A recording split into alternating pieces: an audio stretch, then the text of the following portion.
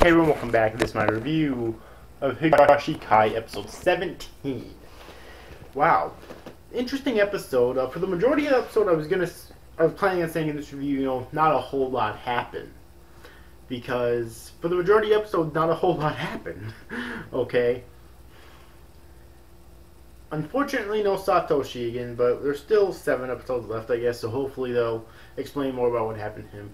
But anyways, though, at the end of the episode, what really got to me, I'm feeling more and more sorry for Mio every time they show her in a sad scene, because it's like, okay, in this episode, her Koizumi died, who was a good friend of her late grandfather. All right, and she was still apparently in contact with him once in a blue moon.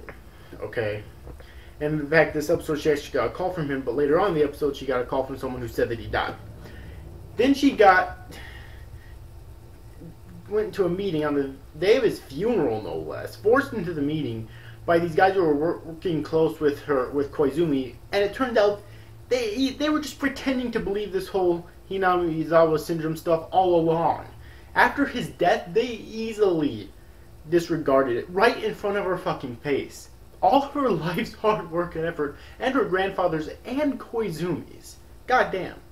And then they said they were shutting down the clinic, the E-Ray clinic, which didn't make any sense because the E-Ray clinic was still just another hospital. I mean, sure, it had another purpose, but it still took in other patients. So why the fuck would they shut down the clinic, which supposedly is like the only way people in Hinamizawa can get medical attention? I mean, I don't think we've ever seen another hospital or clinic or anything like that in Hinamizawa, so it's really weird that they shut down the entire fucking clinic. And supposedly the clinic's going to be shut down in 3 years.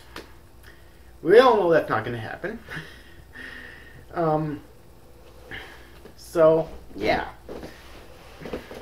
Also, I don't know why they choose such a long time span as 3 years, you know what I mean? But either way, though, these guys are a bunch of fucking assholes. Seriously. God damn it. Anyways, though, and at the end of the episode, Mio, feeling utterly defeated, ends up being confronted by this, like, silver-haired woman in a car who drives up next to her and tells her to get in. Overall, I thought the episode was really good. Not one of my favorites in this entire series so far, or even in this season so far. Okay, because the first part of the episode I thought was really slow. Okay, really the only major thing I think happened in the first part of the episode was that Rika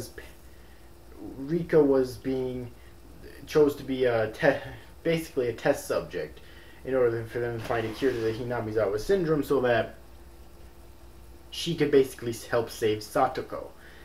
And her parents agreed to it for the time being, but later on in the episode they said, no, we want her back because apparently she's having some sort of a fever, a serious fever or something, and they are hell-bent on believing that it's because of the experiments. Okay. So that's basically, to me, I really felt that was all that major that happened in the first part of the episode. But the second half of the episode is really when it started to pick up and made me feel even more sorry for Mio. Seriously. Like, she's been through some serious fucking shit in her life. Give her a fucking break. Seriously. Okay? Goddamn. But anyways, I still thought this was a really good episode, though. Even though it had kind of a slow first half, I thought it was really good. This series just keeps on impressing me. Now, I want to talk about the Hinamizawa syndrome for a second. I was meaning to talk about this in a few episode reviews ago, or maybe it was even the last one, don't remember for sure. But either way, though, how the Hinamizawa syndrome is obviously really dangerous. Not just in the ways that we know, how, it makes the victim go through these, like, 5 stages of insanity, basically. But also, apparently, we've learned before that it starts out with paranoia. Do you realize how common paranoia is? I'm paranoid all the fucking time. So if the Hinamizawa syndrome existed and someone saw I was paranoid, they could just say that I had the Hinamizawa syndrome and get rid of me. Okay? That's how dangerous it is. What if there are people actually trying to kill this guy and he's super fucking paranoid? That's not because he has the Hinamizawa syndrome. It's because he knows there are people trying to fucking kill him. see how this is. And of course, it always starts with paranoia. So whenever someone's super, uber, extremely fucking paranoid, obviously the first thing that's going to come to their mind is the Hinamizawa syndrome. I just wanted to say that real quick because I forgot to say it in, I believe it was my last episode review or something like that. Because it really is a really weird thing, you know. So yeah, and I also really want to know why Satoko hasn't clawed out her own throat yet. Because supposedly when you reach stage 5 that's supposed to happen, but she's reached stage 5 several times apparently.